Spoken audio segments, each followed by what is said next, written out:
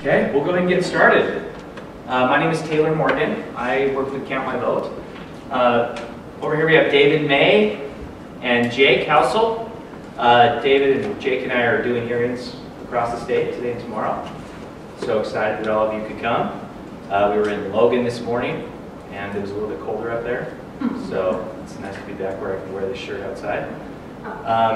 So today's presentation will consist of a short slide deck, about 12 slides. We're going to walk through the mechanics of the direct primary initiative, how the election process would work. Happy to, during that part of the presentation, during the slides, happy to answer any questions you may have about kind of the mechanics of the process or things like that. You will all have an opportunity to weigh in on public comment. When we're done with the slide deck, we'll open it up and everybody will have 2 minutes to stand and make a public comment. And so you know, we're recording. We're required by law actually to record the footage of the hearing. We then provide that to the Lieutenant Governor and it's posted online for the public. And so the entire proceedings today are going to be recorded for the public. So you'll all have that chance to speak for 2 minutes and weigh in on the public record. So again, appreciate you being here. We appreciate the public feedback. We actually are looking at some technical tweaks and adjustments to our language that have come about as a process from the public hearings. And so we're very much open to improving the language, enhancing it. And so these hearings are a part of that process. So we're excited to have your feedback. So we'll go ahead and get started here. Count My Vote is a nonprofit, nonpartisan group here in Utah that's dedicated to improving participation in elections. That's really what our core focus has always been. We'll kind of get more to the history of SB 54 and the new initiative a little bit here as we go. But that's really what Count My Vote is all about, is enhancing, increasing participation in Utah elections. Utah is a very community, very civic-minded state, but yet over the past several decades we've had declining participation in our elections. And so that's what really motivated Count My Vote to organize years ago. So you may be familiar with our 2013 initiative that we launched. We launched the initiative then. We had gathered about 105,000 signatures statewide, and then we were put in a difficult place where we needed to work out a deal and a compromise with the legislature in the form of SB 54, which we did. And so SB 54 passed in 2014, and SB 54 featured a dual path, dual track access to the ballot through direct primary elections and through the caucus convention system for nomination. So come on and have a seat. We just barely started. Thank you. Appreciate it. So with SB 54, since it passed in 2014, it's been under nonstop threat, lawsuit, political attacks, legal attacks, and then legislative threats.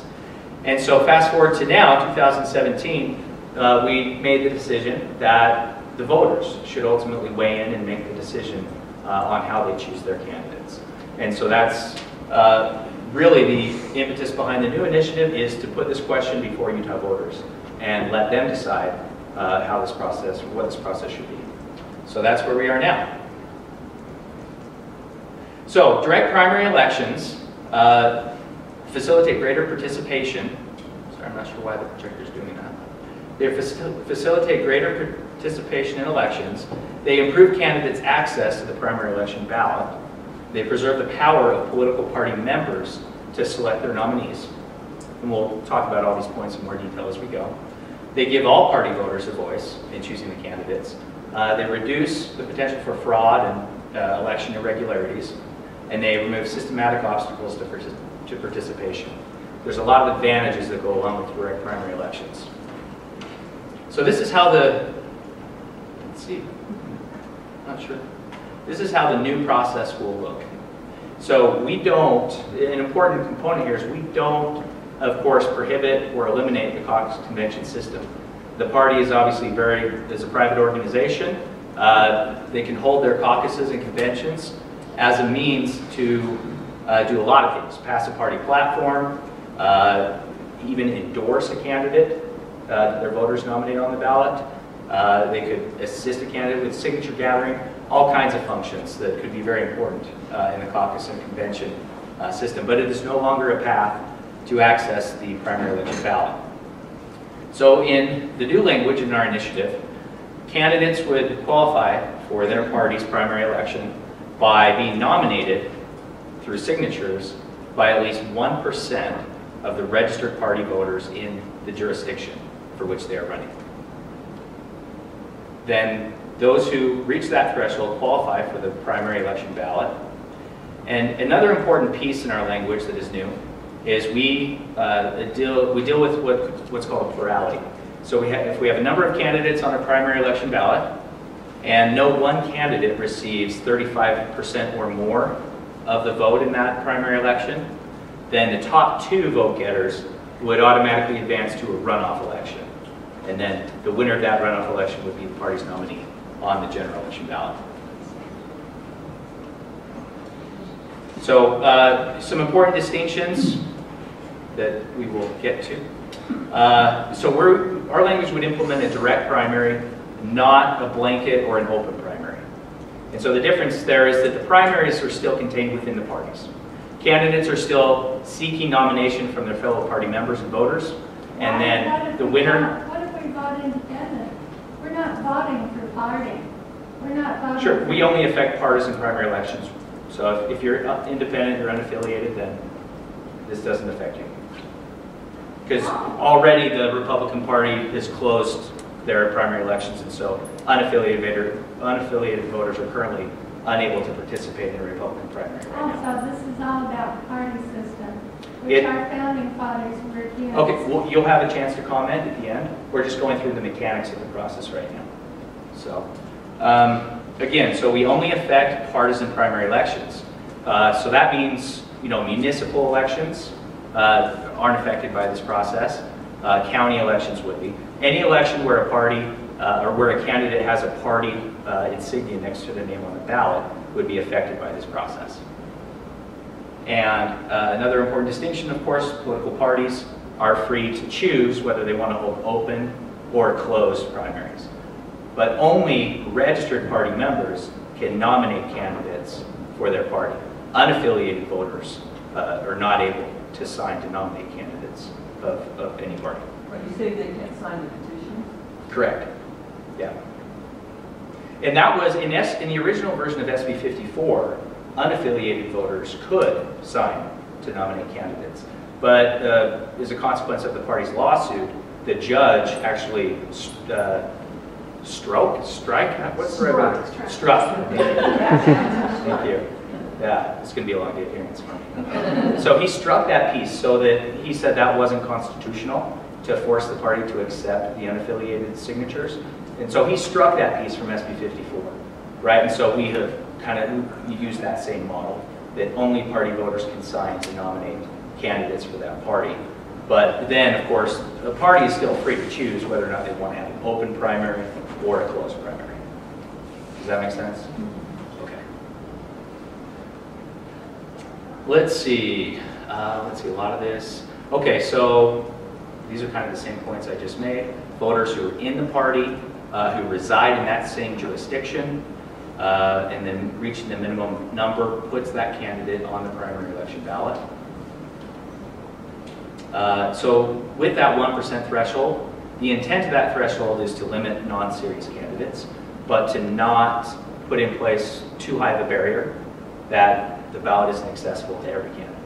That's the idea behind that 1% threshold. In SB 54, the signature thresholds are very, very high. They are actually unconstitutionally high if it weren't for the other way to get on the ballot through the caucus and convention. So the current statewide signatures is 28,000. We would change that to be for the Republican Party, for example, a candidate would need 6,514. And our surrounding states all hold direct primary elections. Their signature thresholds are anywhere from 1% to 5%. Yeah?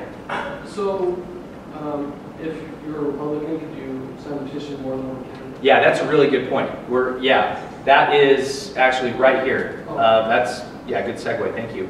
So that's another important change. Right now under SB 54, voters can only sign one candidate's petition in one race, right? Under this new language, voters would be able to sign to nominate more than one candidate for any given race. So that is an important distinction there. And the idea there is that we want the ballot to be accessible to, to all candidates, and the more voters that are participating in that process and nominating candidates, the higher the participation and the more engaged in the election those voters will be. So again, some sample numbers. I have some additional sample numbers that will be helpful for the signature requirements. But statewide, or for the U.S. Senate, these are the numbers. A Republican Party candidate would need the 6,514, and then a Democratic Party candidate would need 1,595. And that's just 1% of the party's statewide registration. So again, the idea there is a seriousness test for candidates. If you're running for governor or for the U.S. Senate, again, you could potentially hire people to go do that, but we want to make sure that all candidates could potentially, with them in their campaign, they could do that themselves. They wouldn't necessarily have to hire other people to get signatures. And that's something that, yeah, you have to be a well-organized, serious candidate to meet those thresholds, but it's not prohibitive for anyone to be able to access the ballot. So here's the sample numbers. So congressional district, for example, the 4th, for a Republican candidate, the number is 1,438. And when we come back here, the Democratic candidate is 464 to run in the 4th congressional district to qualify for the primary election ballot. So here's some sample state legislative numbers as well. So Senate District 16, which is in Utah County, a Republican would be required to collect 215 signatures to access the primary ballot, and a Democrat in that district would have to get 27 signatures to access the ballot. You laugh, but try finding that many Democrats in Utah County. Well, there's 27 So yeah, again, it's the idea is that candidates, it's not prohibitive as a barrier to get on the ballot. We think it's a good thing that candidates are out engaging with their constituents, getting their signatures to be nominated. So yeah, those are the numbers. And that 1% threshold is even across the board in terms of the percentage for all political parties. So if you're a member, or if you're a candidate for, say, the Utah United Party, I don't know for sure how many registered voters they have now, but you may only need a few, 2 or 3 signatures, right? but that's okay. It might be harder to, track them down, right? So it's an even 1% across the board. Yeah. So is there somebody who's going to be employed to authenticate every single one of these signatures? Yeah, good question. So the signatures are, the process in place exists that all the signatures are verified by the election official. So if you're running statewide for governor, for attorney general, for the U.S. Senate, your signatures are verified by the lieutenant governor's office. And that process is already in place. They've been doing that. They did signatures for Mike Lee, for Gary Herbert, and others. If you're running for a multi-county district, say you're running for the 4th district, which has, let's see, Juab, Sanpete, Utah, and Salt Lake counties in it, your signatures are also verified by the lieutenant governor's office. But if you're running for Senate District 16, which is entirely within Utah County, the Utah County clerk, they verify your signatures. And so that process is ongoing. It's already in place. That has existed for quite a while. And so that process would simply remain for this. Yeah. Yes, sir. Yes. A little off topic. I'm curious about the disparity in size between the 2 House districts that are listed there. Yeah, that's interesting. I noticed that too. Now, so is the registration 16 is Kurt Bramble, and 2 is Jim DeBackus, right? That's interesting. Well, and then presumably the populations of these districts are closely similar, right? Yeah. So the registration quantities must be seriously off. Yeah, possibly. I don't know for sure. That's an interesting question. I thought the disparity between House 33 and House 74 was interesting. Yes. Right? And that could be, there's all kinds of reasons for that, potentially, that I don't know for sure, so I won't speak to it. But Yeah, it is. It's interesting. Yeah, sorry. No, it's a good point. Off topic. And with that too, a good follow-up to that is you'll notice that obviously the registered voters numbers is going to be much higher than the combined total of the Republican and Democrat. And that's because there's unaffiliated voters, right? Unaffiliated voters are actually our second largest group statewide. Point taken. So that's, anyway, yeah. Good question though. Yes, sir. On statewide offices, is there a geographical distribution required? No, there's not. There is not. Not for candidate nomination. There isn't currently that distribution requirement for candidates. There is the requirement for initiatives and for referenda, but not for candidates. And so there's not a distribution requirement in ours either. Was there another question? No, you answered it. It was, I'm a little tired, so I couldn't do the math real quick, but I see it as a significant difference between the two primary parties versus the number of registered voters. Yeah. Yeah, that's it. Yeah. Exactly. It's an interesting question, and it's kind of, it's off topic. This is a real question to be debated within the parties, but how do they, or do they want to involve unaffiliated voters or not, and how do they address that? So let me follow that up, sure, if I may. Sure. It seems to me, and you do the math, but there's a significant number of unaffiliated voters. And they're being disenfranchised from this whole process.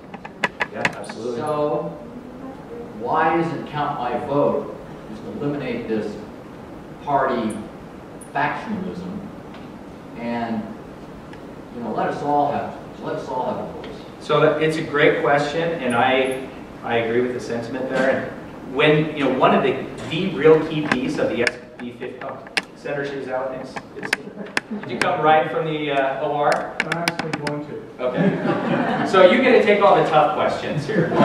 So thank you for being here. So the key piece in SB 54 was forcing the party to include unaffiliated voters.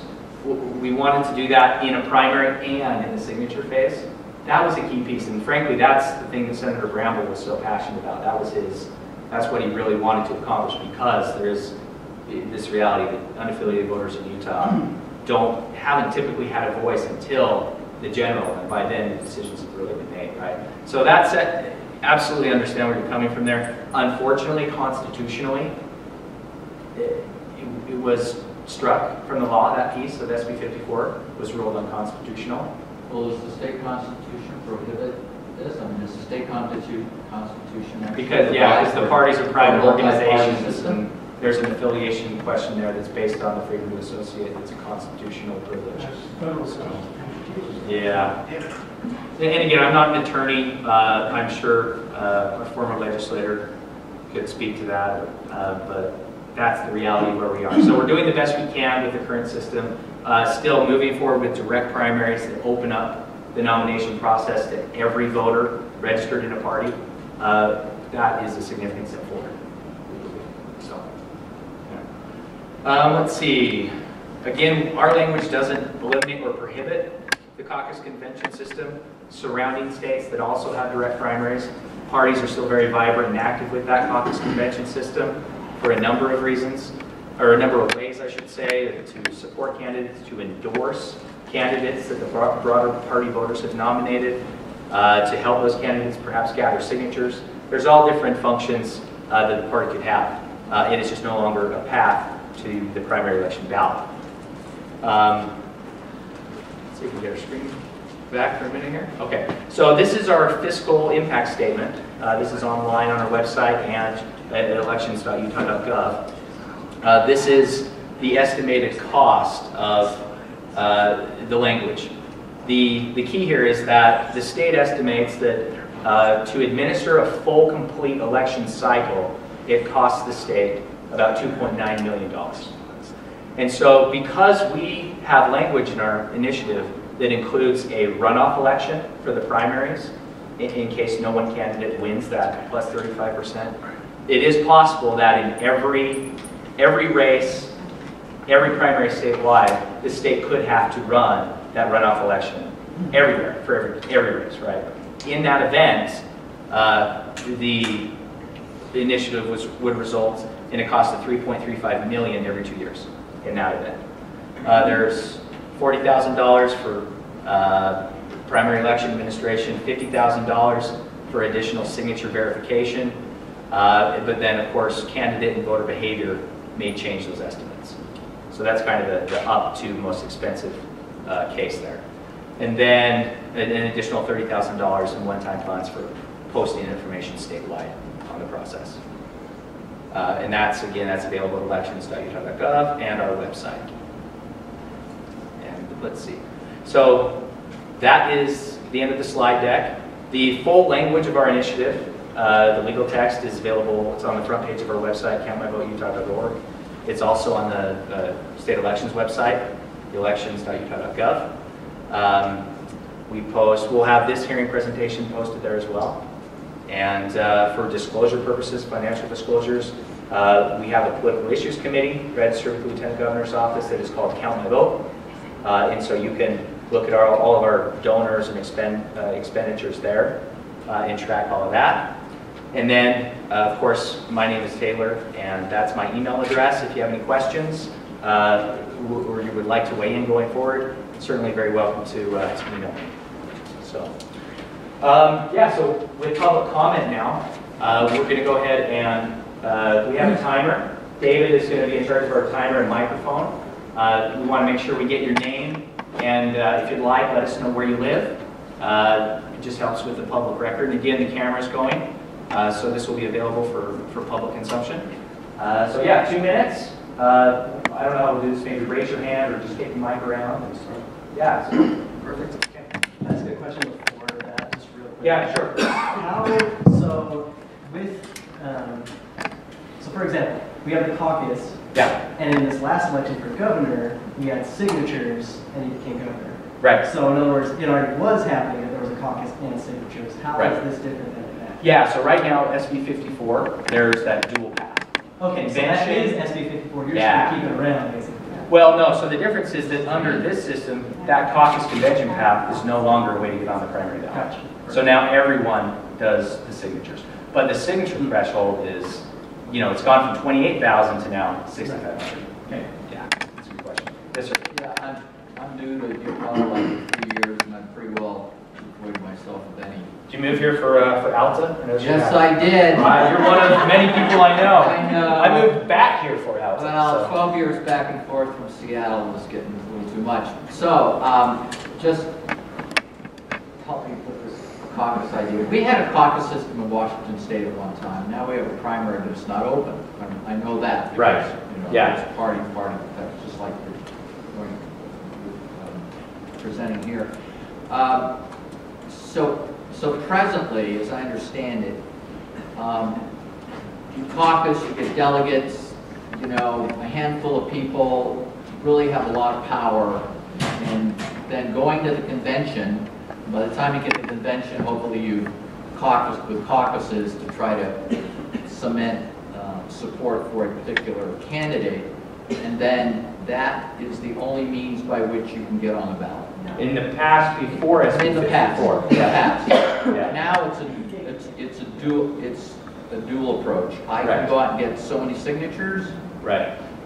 notwithstanding if I have any convention delegates or not, and set Correct. it on the ballot. Correct. Okay. Yeah. And that was their district, and the signature guy got the nomination. And so Courtesies up rather than convention. it's an important question because we've been really happy with SB 54. I personally, I've been a delegate. I really like SB 54. I like those dual paths.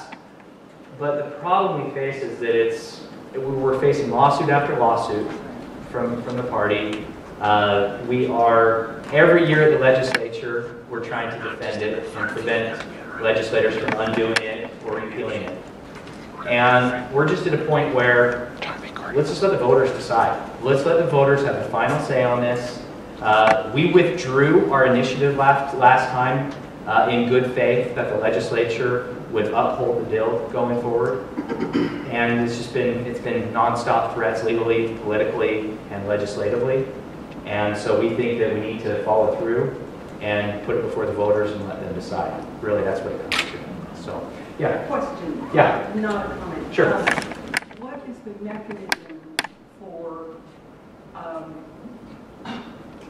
putting this into action? Are you proposing a statute or a constitutional amendment? So it's a statutory change. So if we gather the signatures required, we have to gather about 114,000 signatures statewide, 26 of the 29 state Senate districts. If we gather those signatures, we then qualify to go on the ballot in November 2018. And then it's a simple majority vote, yes or no, by the voters. And if the voters say yes and it passes, it is then law. So if it becomes law, the legislature can still change it. That is true. But that's a really good point. Historically, though, for example, with, sorry, what is the word I'm looking for? Vouchers and other issues. Historically, the legislature has seemed very reluctant to go against the voice of the people on an initiative referendum. So you're absolutely right. But it is constitutionally the voice of the people. So there's two ways to make law, and it's initiative or the legislature. So, yeah. Yeah. Well, I'm relatively new to Utah as well. How's that? Are you scared? Did I hear that before SB 54 there were no partisan primary elections at all? No, you had to get above, if no one candidate at the convention did win 60% or more convention, only then did it go to a primary. So primaries were very few and far between before. Yeah. So we think, we come from a place where we think more primaries, more participation, voters having more options is a good thing. So, okay, let's go to comments. Yeah, go ahead. Mr. Collins first. Sure. 2 minutes. Thanks. I just wanted to make a couple of comments. For as long as I can remember, an unaffiliated person could get on the ballot directly to the general election without going through the caucus convention system. 300 signatures for a local representative, 1,000 statewide. SB 54 complicated that. What they're proposing will cost less to get on the ballot, but it'll cost dramatically more to run and win, which I believe helps lobbyists. There's a couple of points that no one's brought up, so I'm going to I don't agree with what's being proposed, but this will create a blank vote for legislators. So if you vote for anything the last week or two, if people don't like it, it's too late to run against you. So they're changing the filing deadline so it's in the session. That I believe is a mistake. It's not. That's not correct. You want the line number? Try 321. Okay. We'll talk later. This violates state constitution, Article 6, Section 1, 2A, IB for lines 88 to 95. You are putting a referendum and initiative together, and if the legislature passes something prior to the July 1st deadline by a 2/3 vote, you're unconstitutionally voiding that.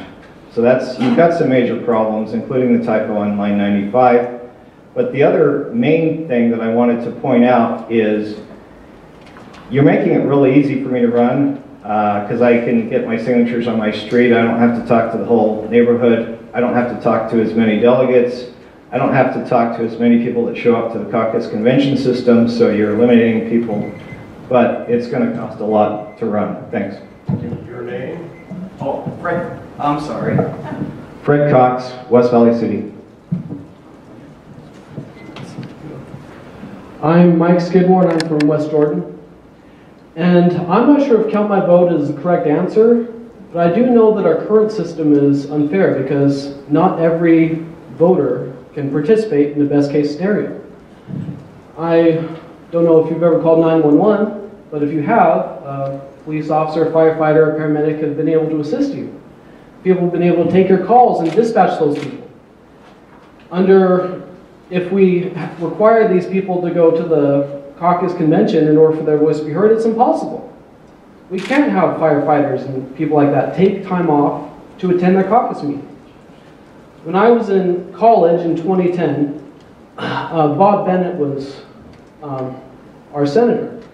And he was outvoted at a caucus convention. I was in college at that time, and I was working a part-time job. In order for me to attend the caucus convention, I would have to take time off. It would cost me $60. I don't think that's fair either. I don't think that people who work night jobs should be expected to take time off in order to attend the caucus meeting. I don't know how many people here are LDS. Have you ever been to a sacrament meeting with young children that haven't gotten enough sleep? If every mother brought their children to caucus meeting, nobody would be able to hear anything. They don't want those people to attend because nobody would be able to hear. And what about slightly older children? School-age children. Is it really a good thing to keep them up till 11 p.m. at night on a school night? Those are just a few points that I have, but I don't know, like I said, I don't know if getting rid of the current system is the right decision, but something has to be changed to make it fair for every registered voter to be able to participate and have their voice heard.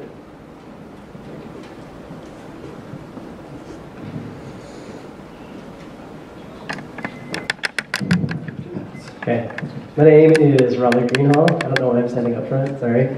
I'm from Sandy/Midvale area. So I was a state delegate in Murray when I used to live in Murray. And during the, I don't even know what it is, when we got together and chose the delegates, you could tell that most of the people who were trying to run to be a delegate had an agenda. And typically the agenda was a very extreme agenda. I wanted to do it for purposes of just political exposure. At the caucus, it was crazy to me how one candidate destroyed Governor Herbert, and yet in the general election, Governor Herbert destroyed him. So to me, it didn't make sense to have a bunch of people with usually extreme agendas voting for our state candidates for the entire state of people. It just makes much more sense to have the people decide who our candidates are, as opposed to a select few group of individuals who typically are more extreme. That's really all I have to say.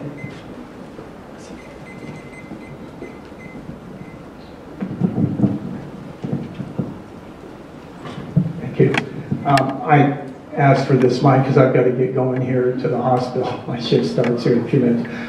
Brian Shiazal, I happen to represent this area. I'm from Cottonwood Heights, and thank you for turning out for this. I share the concerns of the expense of the potential that faces in an election. So I get that. That's a big deal.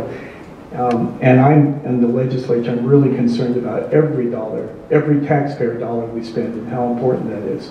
I want you to know that. Now, having said that, I happen to be a signatory, not on this, but on another initiative that it calls for Medicaid expansion for the state of Utah. Now, why would I do that? Well, one thing that's come to me real clearly over the past several months is the frustration that voters are feeling over whether it's the legislature, the governor, or whoever. And so many different ballot initiatives are up, whether it's redistricting, count my vote, medical marijuana. I can talk to you about that on a separate issue. And also these other issues that go on. And because of that, that is one of the reasons why I signed up for the Medicaid expansion. I actually supported this. I was a supporter of SB 54. And for clarity, I won twice in convention. So I have no reason to really go against this. And on the other hand, though, I do favor the people having a vote and having a say. And if there was any example, look at the last state election and then look at CD3, how that turned out. And I think the voters in Utah need a voice, and we as a legislature should not be afraid to hear that voice and then take that voice to heart and go forward. So first of all, thank you for coming out, and thank you for putting on this initiative. I think it's an important thing.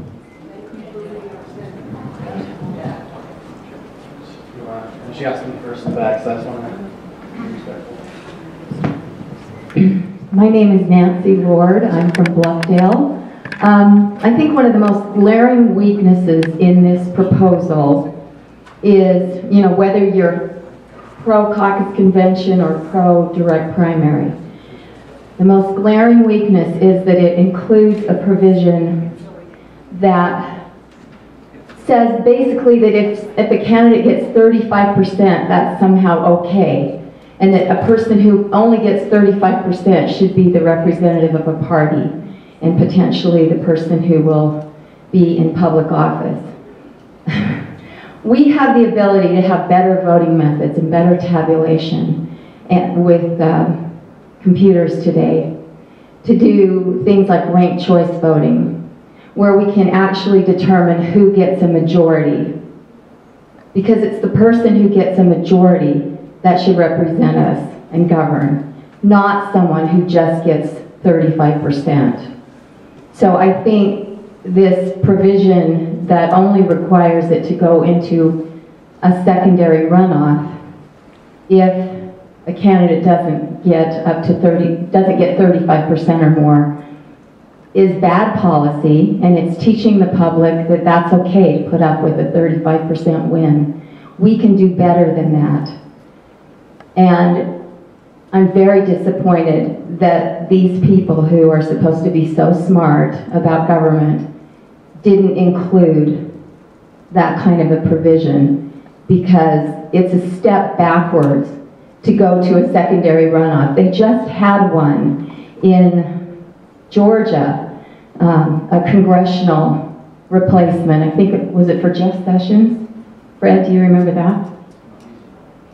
Well, I know, and because he left, it was one of the Trump appointments, there was a replacement election. Okay, and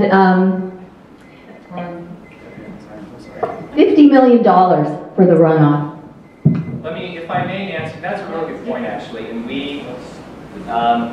we looked at ranked choice voting because a lot of us really, really like that. And this plurality thing it's not perfect. And so we met with the Lieutenant Governor's office, we met with county clerks around the state, we looked at ranked choice as an option. But unfortunately, in the end, it would have required tens of millions of dollars from the state to buy all new equipment, implement a new system. I'm just telling you what they told us. That's what they told us. Yeah, that's wrong. And so buying new equipment anyway. I'm just telling you what they told us. Okay?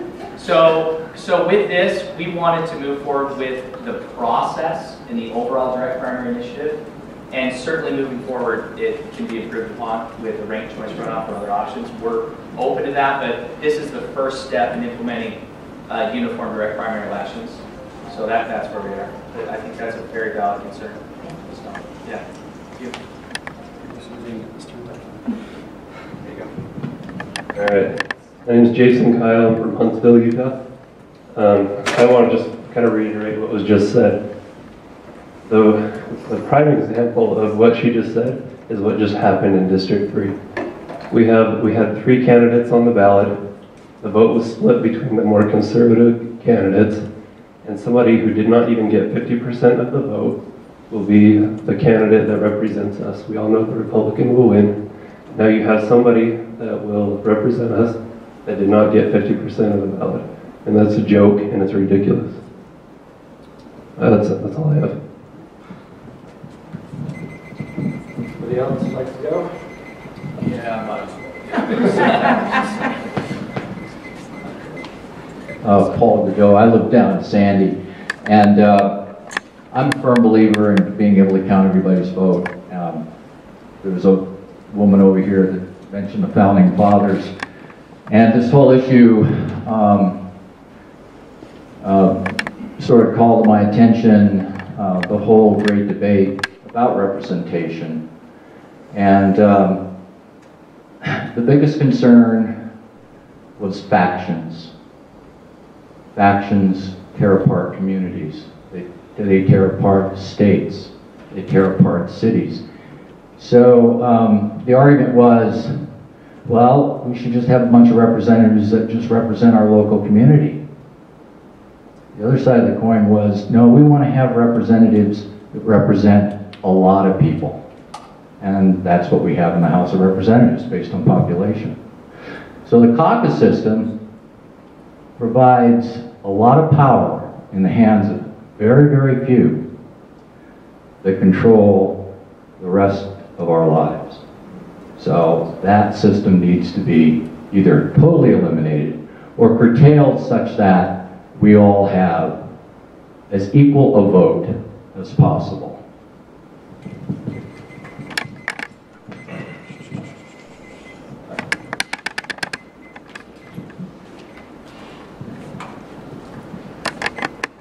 I'm Vance Rollins. I'm from Kearns.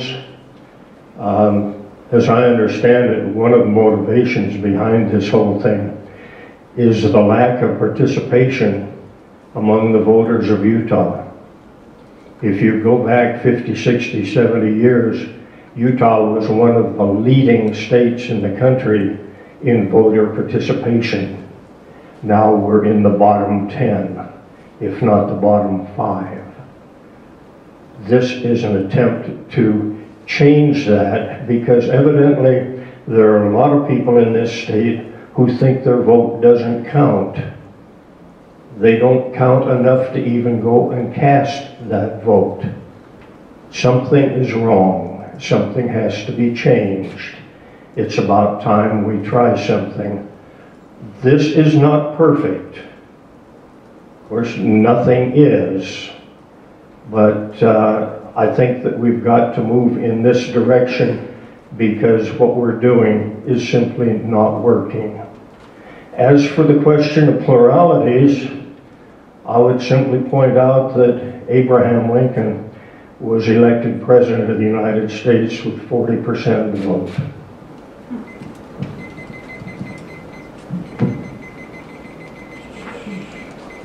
Anybody else like to go? We got it.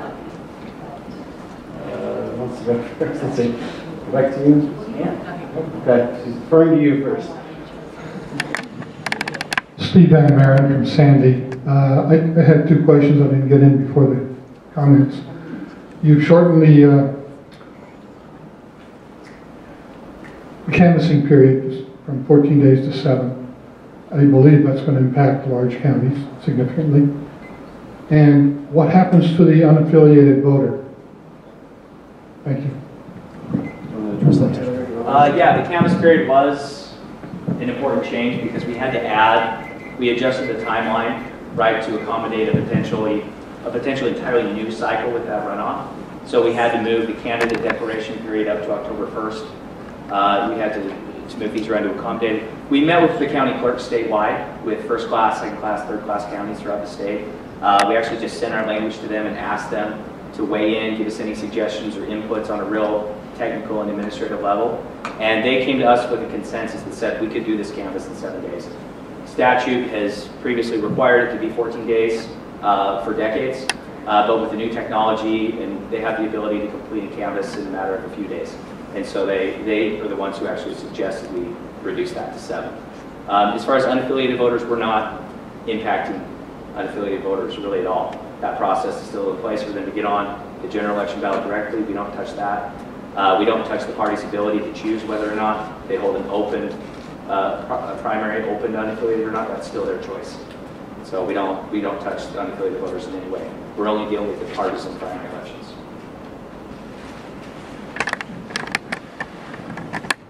My name is Ellen Blodell. I live in Cottonwood Heights. I'm an unaffiliated voter.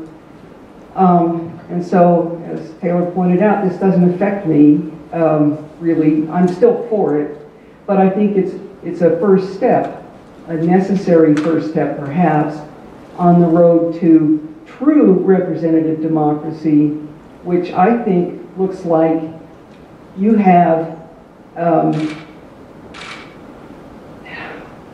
what is the name of the voting system?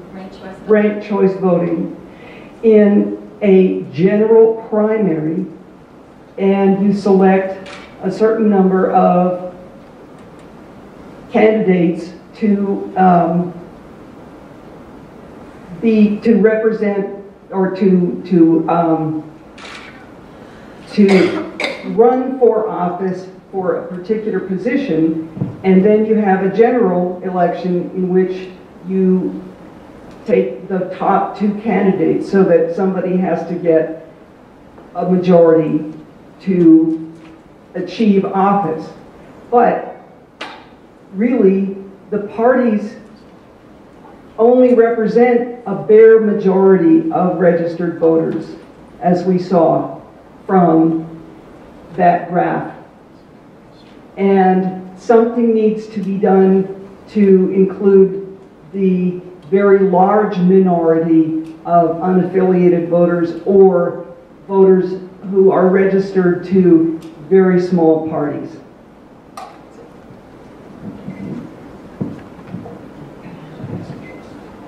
Oh, no, that's okay. I really wasn't even planning on speaking, but my name's Diane McClay. I'm also from Cottonwood Heights. And I just wanted to just get my consent out here that I'm just glad that they're putting this back up again, because I wasn't really keen on the SB 54, but it was a good compromise. I mean, considering we are in Utah. Well, I'm originally from California, so anyway, and I'm in the minority of everything that goes on politically. But just anyway, I just wanted to say that I'm glad that you're bringing this back up again, because every time you open the paper or turn on the news, whatever stuff, they are doing everything they can to get rid of the SB 54. So I think we have to do something, and this is the start. So if we look at it that way, then I think this is a very good thing, and I really encourage everybody to vote for it.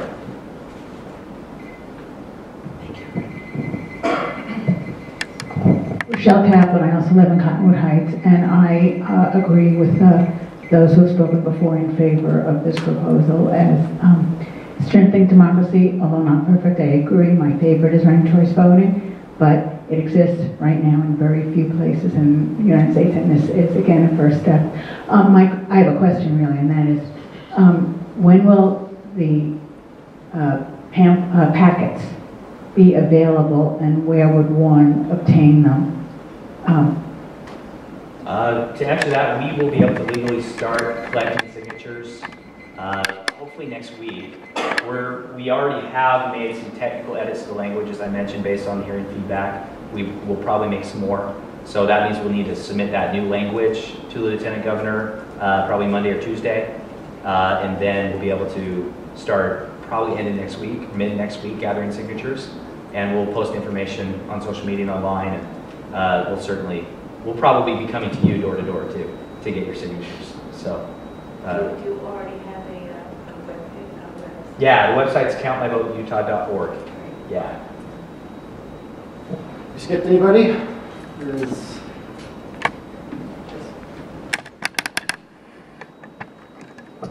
My name is Norma McCullough. I moved to Sandy, Utah 40 years ago.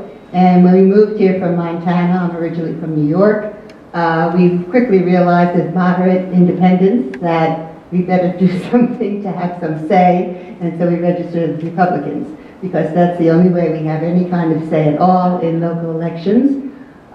Typically, I don't vote Republican, but I do vote for the person, not the party.